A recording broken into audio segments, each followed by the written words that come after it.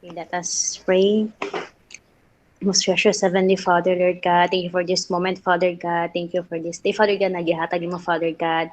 Uh, sa pag-start sa mong klase, Father God, that you'll let Father God, your Holy Spirit, Father God, nga mag-guide, Father God, na masabtan naman mong topic, Father God, and let your angels, Father God, ang protect mo, Father God, and guide us, Father God, with the most precious, Father God. Labo sa mong teacher, Father God, ikaw mag-bless yung life, Father God. Sa kong mga classmate, Father God, ikaw mag-bless, Father God. Bless us, Father God, all aspects sa mong life, Father God. And thank you for everything, Father God. Without you, we're nothing. In Jesus' name we pray. Amen. Amen. Okay, ngayong araw ay simula na ng ating midterm. At 'di ba, announcement ko lang yung ang gagawin niyo doon guys, i-report niyo lang talaga yung content. Again, content nung akda na binigay ko sa inyo. Then para malaman niyo kung may natutunan sila or nakikinig yung mga kaklase ninyo, pwede kayong mag Q&A. Okay, yun ang recitation natin. Then ibigay niyo lang yung listahan sa akin nung mga nakabilang sa recitation. Then ang midterm natin na output guys, gagawa kayo ng tama ba? Nakalimutan ko. Basta may gagawin kayo sa midterm output. Oo, meron kayong gagawin talaga. More on music video. Music video siya. Online guys, online. So, online lang kayo. Kayo lang mag-edit. Yung music video na yun is syempre related sa klase natin. Okay, yung mga, pwede siya mga awitin patungkol sa mga napapanahong issue or isyung panlipunan. At least, ano ko na agad para dili na mo makora. Matingala. Okay. Ngayon guys, ito na. Magtatalakay na tayo ng bagong paksa. Nakikita niyo na ba yung presentasyon ko?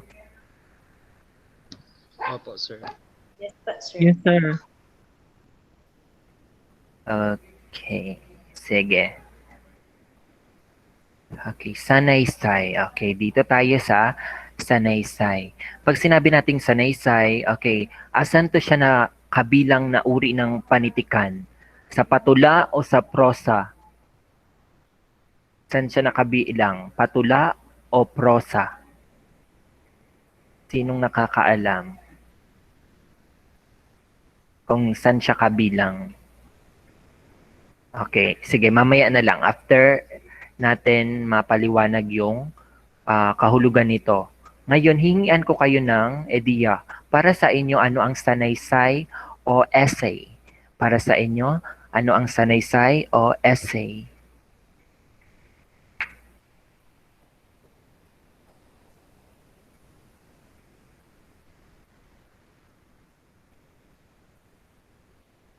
Mag-raise lang ng hand ang gustong sumagot. Ulitin ko ang katanungan para sa inyo. Ayun. Si Dalawan. Nag-raise hand si Dalawan.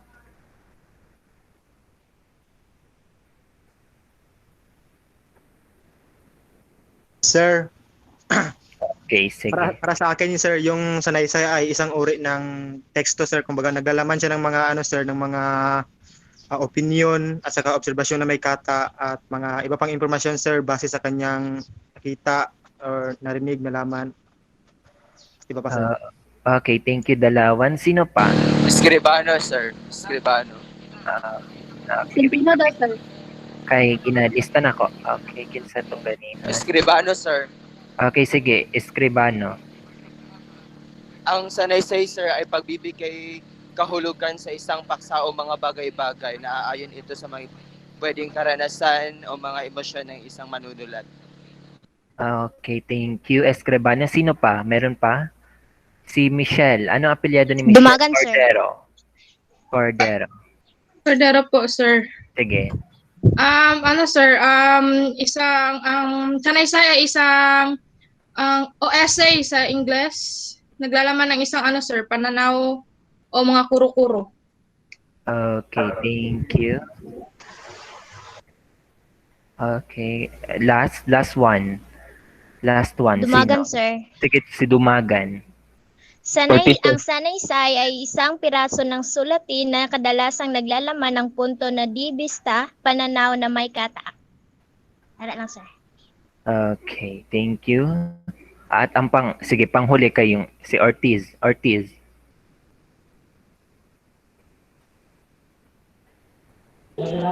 Sir, Ang sanaysay sir ay binubuo ng mga salita na ayon sa isang opinion o batay sa kanyang pag-iisip sir o sa isang experience sir. Okay, thank you. Okay, sige. Okay, tama yung mga binigay niyo na pagpapaliwanag. Okay, mahusay.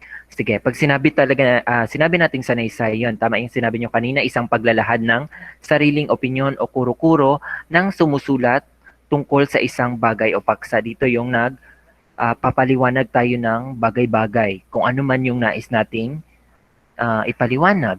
Okay? Ang sanaysay o essay ay hango sa salitang Pranses na essayer. Ayan. Nangangahulugang sumubok. Ayan. Sumubok or try. Okay. Si Alejandro G. Abadilla, isa to siya sa mga tanyag sa pagsulat ng mga sanaysay. Okay. Minsan lumalabas to siya sa Gen Ed na board exam. Si Alejandro G. Abadilla. Basta more on, again, siya ay nakapokus yan siya sa, or more on, kilala siya bilang manunulat sa sanaysay, or ng sanaysay. Okay, may sinabi siya dito, yan. Parang, ito yung pagka-define yan, or pagbibigay kahulugan sa sanaysay, na ang sanaysay daw ay salaysay ng isang sanay. Ang sanaysay ay salaysay ng isang sanay. Ngayon, ipaliwanag niya yung sinabi niya. Sanaysay ay salaysay ng isang sanay. Sino?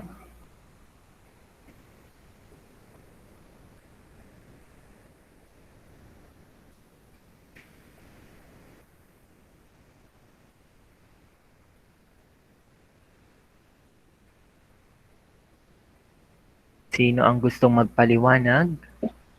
Try na ko, sir. Estoya.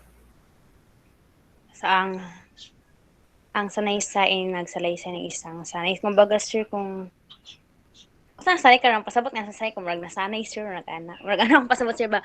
Pero ang akong explanation, sir, is kanang kumbaga ginasaysay niya ang unsa tong mga ginakasanayan, good. Like, kung sa ang everyday na natabo, marag-ana, sir.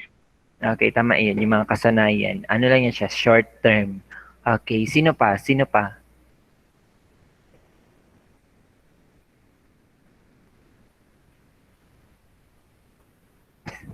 Okay, si Eden May Ikawalo.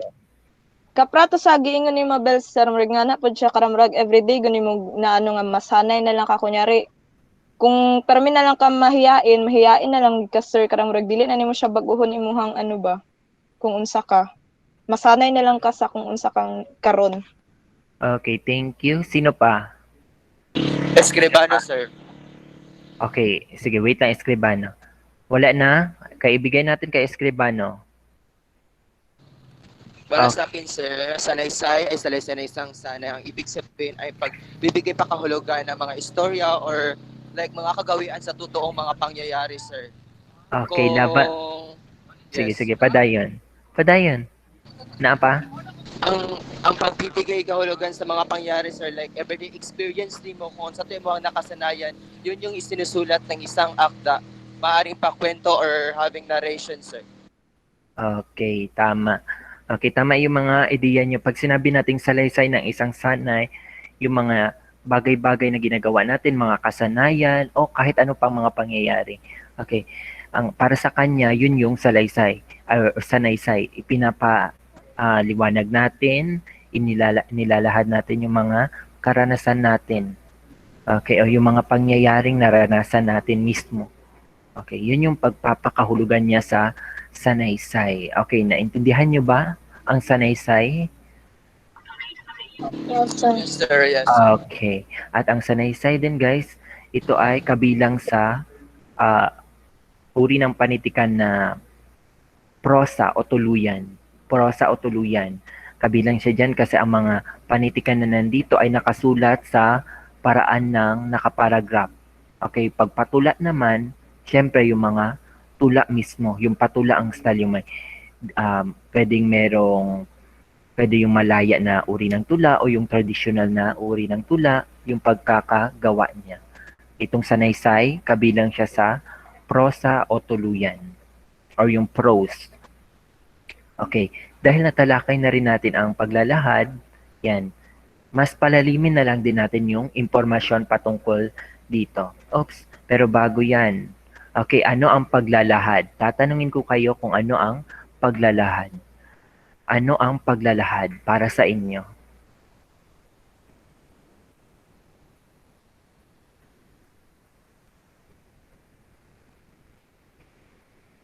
Pagbibigay ng sariling opinion, sir. Okay, thank you. Si Restauro. Thank you, Escribano. Si Restauro. Si Centino, sir. Ay, Para Centino. sa akin, sir, isa siyang presentation. Ng ano? Sir, pagbibigay ng idea. Yun. Okay, thank you. Okay, sino pa? Yung iba, ito si Ron Mark Salazar. Ang paglalahad, sir, ay pagbibigay o tawag ito, paglalahad ng kanyang kaalaman o kabatiran o kuro-kuro. Okay, thank you, Salazar. Nasaan si Bobby? Charot. Si Bobby. Okay, next. Sino pa? Meron pa ba mga dadagdag ng kanyang idea patungkol sa... Liantino, sir. Okay, Liantino. Ano, sir, wait lang, sir. Ang paglalahad ay isang anyo ng pagpapahayag na naglalayong magbigyang linaw ang isang konsepto o kaisipan. Okay, thank you, Liantino. Nag-raisan din si... Sino? Batawan ba? Batawan, tama? Nag-raisan ba si Batawan?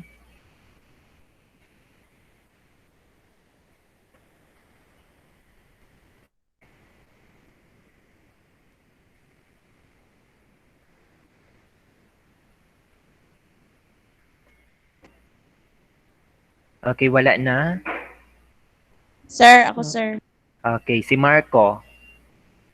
Ay, delete niyo Ang hindi natin marinig si ano, di ba? Si Christine.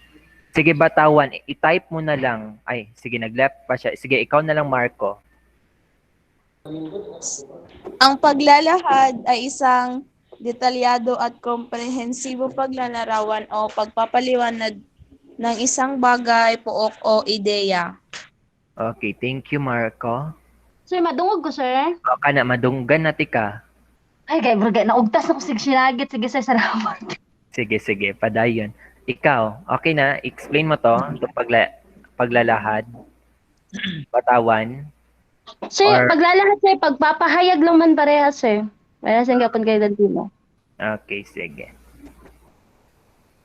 Okay, tama yung mga sinabi nyo guys na ang paglalahad ito, pagpapaliwanag, yan nagbibigay kaalaman o kahulugan at nagsusuri upang maipaunawa ang diwang inilahad o nais ipaabot ng pagsasalita or ng nagsasalita o sumusulat.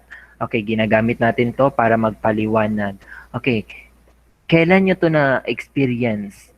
Sino dito naka-experience na may nagpaliwanag sa kanya? Sino? Nasubukan niyo na ba?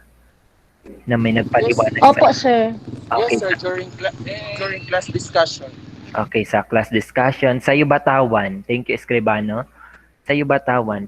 Kailan mo siya na-experience? Ang experience ko siya, sir, sa kaibigan ko, sir, na naglahad na kanyang anyo. Okay. Sige, na-get. Okay, sino pa? Meron pa? Meron pa ba? Pagkakaroon din ng mga forum, sir, or symposium. Okay, forum symposium. Ano pa? Yung iba? Sir, akong crush. Ay, si Dalawan. Si Dalawan. Sa to Dalawan, nadungganti ka. Ako ang crusher ba? Naglahad siya, sir, siyang feelings. Oh, sana Sana all. all. Tara, oy, end na to, guys. End na Bye, natin. sir. Okay, ayan. So at least, 'di ba? Yan, minsan ginagawa natin dito. Yan, lalahad kayo sa klase, naglalahad. For example, kung mag-away kayo ng jowa ninyo dahil nagselos kasi may ka-chat ka daw, 'di ba? Pero or may ka-chat inaway mo yung jowa mo kasi may ka-chat siya. Okay, tapos 'yon, ang ginawa ng jowa mo, naglahad siya. Okay, pinaliwanag niya kung na bakit sila nag-chat nung kausap niya kasi gusto niya lang palang magbili ng ano, Okay. Lip tint. Milk tea. milk tea na i-deliver, pre-delivery, nag-chat ka di ay, tapos giaway ni tungod dito. 'Di ba? So, ang ginagawa ng jowa ninyo, pinapaliwanag niya na ganito, chinat ko siya kasi gusto ko mag-order ng milk tea then ipadala sa iyo. Pero ang ginawa mo, inaway mo ako, ganyan-ganyan. So yan, nagpapaliwanag o naglalahad. Ayan. Ang ginawa niya yung pagpapaliwanag na yon para 'di ba, maintindihan mo, maunawaan mo na nagkamali ka lang sa inisip or nagkamali lang or mali lang yung pumasok na ideya. Okay? Kaya yun nag-explain siya or nagpaliwanag para matama, okay, na para walang away na mangyari sa inyo. Okay, sige, padayon ta.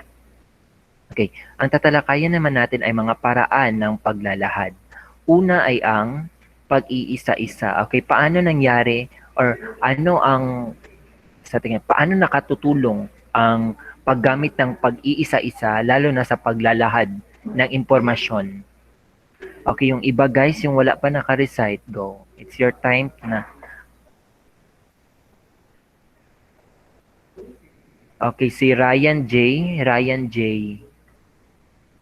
Yes, sir. Ayun sa ganito, sir. Tawag dito. Paano nakatutulong ang paggamit ng pag-iisa-isa lalo na sa pagpapaliwanag ng impormasyon or paglalahad ng impormasyon? Ang pag-iisa, sir, kay isang uri na napakita ng pagkasunod-sunod. So, makatabang siya, sir, ang pag-iisa-isa kay kanang sir, kanang hanay ang pagkonserba kanang sugod sa pinakauna antod sa end na siya, sir. Okay, thank you, Ryan J. Sino pa? Meron pa ba? Yung iba? Escribano, sir. Marquez. Okay, sige, si Marquez. yes, sir. Para sa akin, sir, nakatutulong ang pag-iisa-isa ay pagpapaliwanag upang mas maintindihan natin ang buong pangyayari or malaman natin ang buong detalye. Okay, si Escribano, thank sir. you. Si Okisa. Meron pa nag-video. Yes, sir. Okay. Para sa kuan, sir, mas kuan ang pag-iisa kay example ako sir, karang sa kinder, good sir, as a teacher, kailangan nimo isa-isahon nimo estudyante kay para makasabot, good sir, kay mga bata pa man gud nimo tudluan mo to, sir. Okay, thank you. Si Tukib. Last Tukib. Good afternoon, sir. So, importante siya, sir, kay para mas maintindihan og sir, para mabaw-an nimo kung unsa jud ang kuan good, unsa ang gusto nimo iingon sa sa katong ginaingnan nimo, sir. Okay, Escribano, sir, na lang ko i-add. Okay, sige, Escribano. Sa kuha, sir, pagkasabot na ko sa pag-iisa-isa ay ang kanang pagbibigay kahulugan sa mga pwede siya sa pangungusap or by word siya, sir. Tagan ni mog meaning ang mga pangungusap or ang mga salita para mas maintindihan sa mga tagapakinig or sa like for example sa mga situation, sir. Mao na ako pagkasabot sa pag-iisa-isa. Okay, tama 'yun. So tama yung mga binigay niyo na explanation. Dadagdagan ko na lang din or sige, babasahin ko muna ang kahulugan niya dito. Ito ay isang paraan ng paglalahad ng isang kalagayan o sitwasyon sa pamamagitan ng maayos na paghahanay ng mga pangyayari ayon sa talagang pagkakasunod-sunod nito. Okay, pwede rin to siyang gamitin lalo na sa, okay, tama yun, yung sinabi ni Escribano, yung sinabi rin ni Okisa na yung mga halimbawa nila, yung pwede rin siya gamitin lalo na pag nagbibigay ka ng ng procedure, ayan, 'di ba? kung paano halimbawa magluto ng adobo, magluto ng kahit anong bagay, or paano ayusin yung phone mo, or paano tawag nito, paano Sirain, sir. mag-confess sa crush. Oh, ayan, paano mo sirain yung gamit mo. Ayan. Ginagamit tong pag-iisa-isa para maayos yung process, lalo na pag may procedure, yung ipapaliwanag mo, tulad na lang ng pagluluto, di ba? Experimental, sir. Ano? Mag-experiment, sir. Okay, yun. Tama din yun, yung mag-experiment. Di ba? Kasi pag hindi maayos, hindi iniisa-isa yung paliwanag, may posibilidad na ihalo mo na lahat yung ingredients. Tapos, magiging pangit yung resulta. So, ulit na po ka, pero mas maganda pag iniisa-isa, di ba? Sundin mo talaga yung procedure. Kaya, Yes, sir. Pwede po siya sa essay, sir. Sa essay, ayan. Dapat kung magsulat og essay, dapat una man jud ang introduction, dili pwede ang conclusion diretso. Kailangan siya ang panhanay. Okay, hand-eyed. Tama. Again, ito yung tinatawag nating pag-iisa-isa. Okay? Ginagamit to siya sa, magpaliwanag ng procedure, experiment, para maayos yung resulta. Okay? Kasi pag walang, hindi iniisa-isa yung pagpapaliwanag, yung i-overall na siya, mayroong posibilidad na magiging pangit yung gagawin mo. Okay, at ito ang pag-iisa-isa. Ang susunod naman na paraan ng paglalahad ay ang paghahambing at pagsasalungat. Okay, sino ang... Restauro, sir. Batawan, sir. Sige, wait lang. Sige, restauro. Ako, sir, Katayas. Restauro. So, ang paghahambing at pagsasalungat ay ginagamit ang paraan na ito sa paghahambing na magkatulad at pagkakaiba ng mga bagay-bagay. Okay, si Katayas. Ano, sir? Muna to, sir. Okay, magbigay ka na lang ng halimbawa.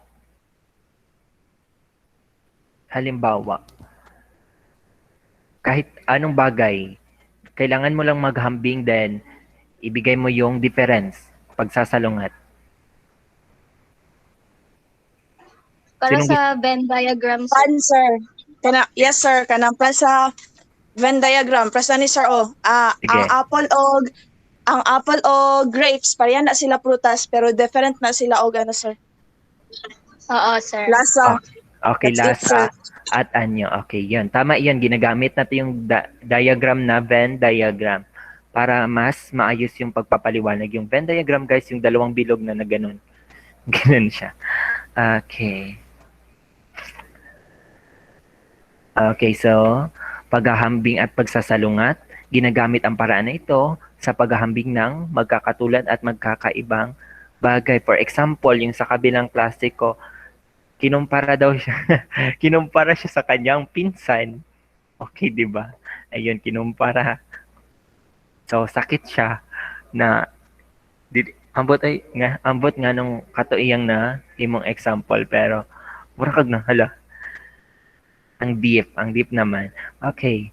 At dito tayo nagtatapos sa paghahambing at pagsasalungat. Okay, next tayo. Pagsusuri. Okay, sa pagsusuri naman tayo. Batawan, sir. Sentino, sir. Okay, wait lang. Meron pa ba? Wait lang. Ano na, antik. Choppy kasi. Batawan, sir. Si Corpus muna. Corpus muna. Sa paraan ng paglalahad, sir, ang pagsusuri at dito sinusuri kung ang mga salik o bagay-bagay kung nakakaapekto ba siya sa isang sitwasyon or may mga pagkakaugnay-ugnay ito ang mga ito. Okay, thank you, Corpus. Si Rabia, nag-raise ka ng hand kanina. Yes, sir. Okay, sige. Ginagamit ang pagsusuri sa paglalahad, sir, upang mas malaman natin, sir, ang mga maliliit na impormasyon tungkol sa yung topic ko, sir, sa maliliit na impormasyon hanggang sa malaking impormasyon, sir, para mas malaman natin ang mga ano sir, para mas malaman natin ang mga dapat na idagdag sa paglalahad sir. Okay, thank you, Rabia. Okay, meron pa ba? Meron pa magdagdag?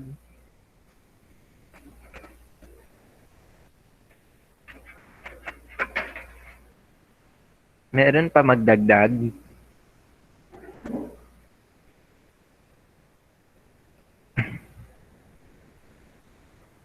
Nagurus eh. Okay, tama. Sige, okay na.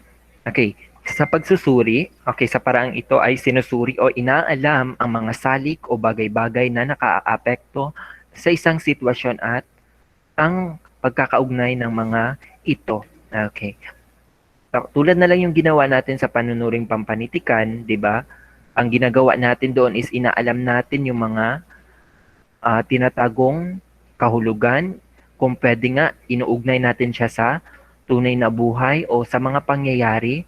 Okay? Ang purpose din ng pagsusuri ay para, for example, kung ano yung tinatago niya, di ba? Tinatagong kahulugan. Di ba, hinihimay-himay natin. Kung pwede lang word by word or by sentence nating alamin kung ano yung nais liwanag or sabihin ng akda. Yan, hinihimay-himay, inaalam. Yan. Yan ang pagsusuri. Okay? Kasi ito na, at least ito na experience na natin to actual, lalo na yung sa mga anong ginawa natin sa prelim. Okay, inalam ninyo yung mga nilalaman, kaugnayan ng akda sa realidad o ano pa mang bagay. Okay, sige, go Estoya. Thank you, Okay, sir. sige, padayon ta. Ito, dito naman tayo sa sunod na paraan ng paglalahad, ang sanhi at bunga. Sanhi at bunga. Okay, sige, Centino. So, Chapi lagi. Ay, gaano ay mong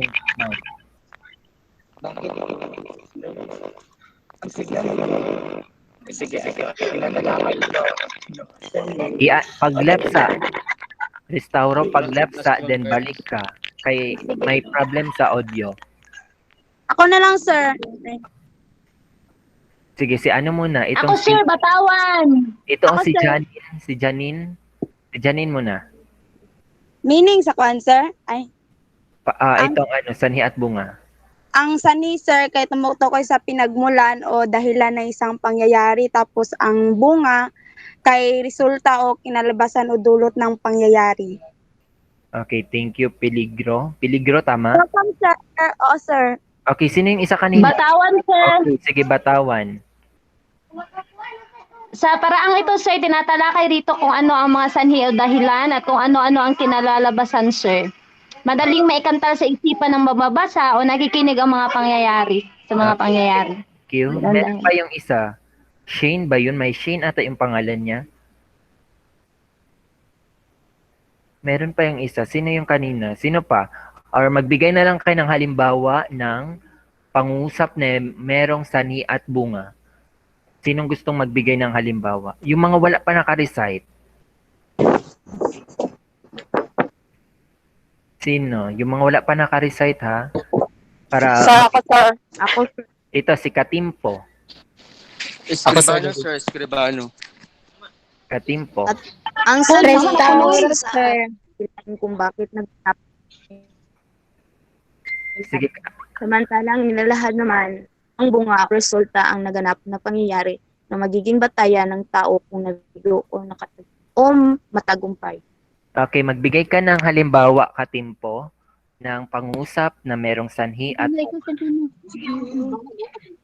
Two kids, sir. Restauro, sir. Og Kataya, sir. Liantino, sir. Wait lang. Nawala si Katimpo. Hatag example, sir. Okay, ang magbigay ng example, kinsa pa diri ang mga wala man. Kataya, sir. Sir. Yes, sir. Sintino daw, sir. Ay, wait lang. Sintino. Si Yulatrice. Yulatrice. Tama? Yes, sir. Sige. Si Andrea ay si Angelito ay mahilig mag-ipon ng pera. Kaya nakakabili siya ng bagong kotse. So, ang sanhi, sir, kay mag-aipon siya ng pera, sir. Tapos ang bunga kay makapalit siya sa iyang gusto. Okay. Thank you. Meron pa magbigay ng example last. Yung mga wala pa Pataya, sir. Wait lang ha. Yes. Tapos naman ka, Chen. Sorry, God. Except sa kanila, meron pa. Yung mga wala pa para at least, di ba? Lorica, sir. May ano ka na, may recitation ka na Lorican. Lorica, meron. Okay na yun kanina. Yung iba, yung mga tahimik lang.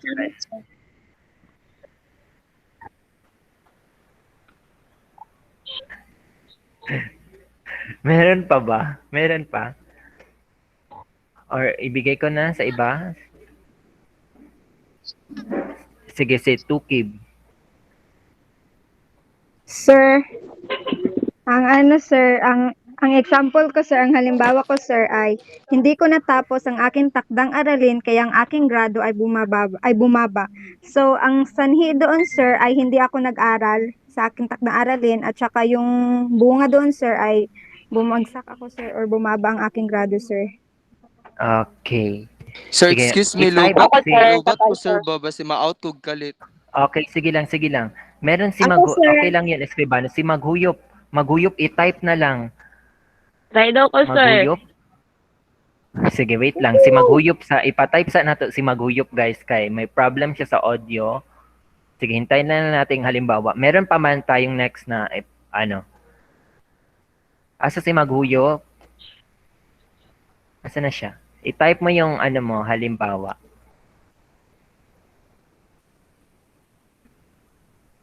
Meron pa ba siya? Asa na siya? I-type mo lang Maghuyop. Try daw ko, sir. Okay, sige. Ikaw, Katimpo.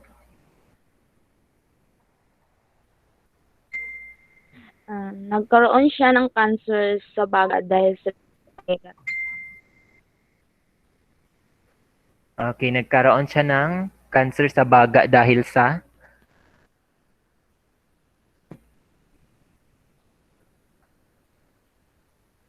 ano? Naputol. Okay. Basta ang sanhi doon ay ang bunga doon ay nagkaroon siya ng sakit sa baga. Ang sanhi pwedeng dahil sa Naninigarilyo sir. naninigarilyo. Okay. Nakasample sa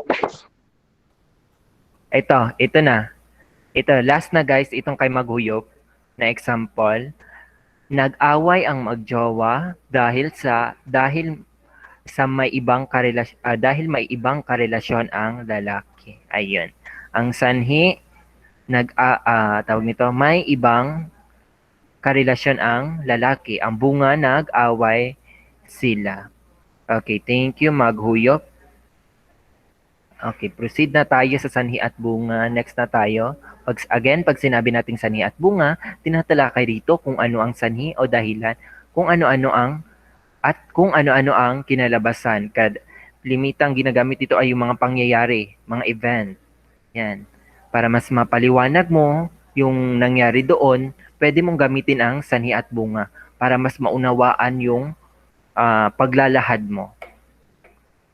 Okay, at ang panghuli, pagbibigay ng halimbawa.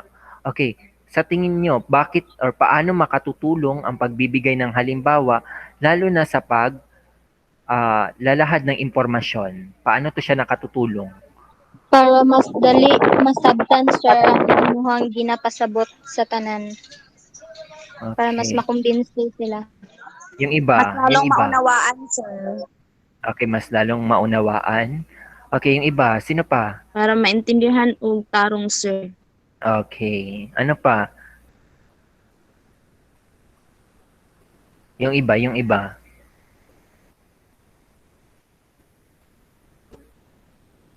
Okay. Meron pa ba? Meron pa? Okay. Sige. Okay. Pag sinabi nating pagbibigay ng halimbawa, ito tama yung mga binigay niyong impormasyon, nagpapatibay ng isang paglalahad, madaling makumbinsi o mahikayat ang makikinig o mambabasa. Isa rin ito na paraan para mas madaling maintindihan yung mga bagay-bagay. Tulad na lang yung sa prelim natin, di ba? Para mas maintindihan yung dramatikong focus, ang ginawa ko, nag-play ng mga awitin. At dito nyo inalam. At inalam ninyo kung ano yung dramatikong focus ng kanta. Hanggang sa, ayun, okay na. Diba? Mas naintindihan nyo siya. Okay. Tapos, mas madali ring maalala pag merong mga example. Kasi lalo na pag ang ibigay sa mga katanungan ay yung example mismo, at least, ay, kani. Dito yan siya. Okay. So, mahalaga yung pagbibigay ng halimbawa para mas maintindihan yung impormasyon. Sa math, di ba? Kung may problem solving kayo, di ba hindi man agad ang estudyante ang sasagot niyan. Ang ginagawa kay nagbibigay ng mga halimbawa yung mga guro, then sila yung nagsasagot. Then pag okay na yung mga estudyante na naman, tulad naman sa science, di ba? Yung mga organs, malay ba ng mga estudyante ng mga bata, ano yung organs? So, ayun, ang ginagawa nila, nagbibigay sila ng mga halimbawa, pwedeng sa larawan or sa video presentation. Okay, naintindihan itong pagbibigay ng halimbawa? Yes, sir. Yes, sir. Okay, at dito na nagtatapos ang ating talakayan. Ngayon, tanungin ko ulit kayo, ano yung iba't ibang uri ng paglalahad? Ano na ngayon ulit? Yung iba't ibang uri ng... Pag-iisa-isa, Sige. sanhi at bunga, pagbibigay halimbawa, Pagsusuri. Pagsusuri, ano pa? Sige, sagot lang kayo.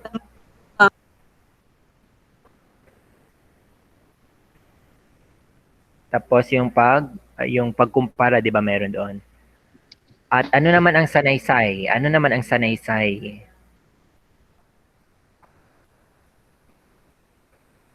essay, Okay, ipaliwanag. Base sa inyong naintindihan kung ano yung sanaysay. Pagbibigay kuro-kuro o sir or opinion sa isang paksa. Okay, pagbibigay ng kuro-kuro or opinion sa paksa. Okay, at dito na nagtatapos ang ating talakayan. Paalam sa lahat. Bye-bye, sir. paalam, sir. Okay.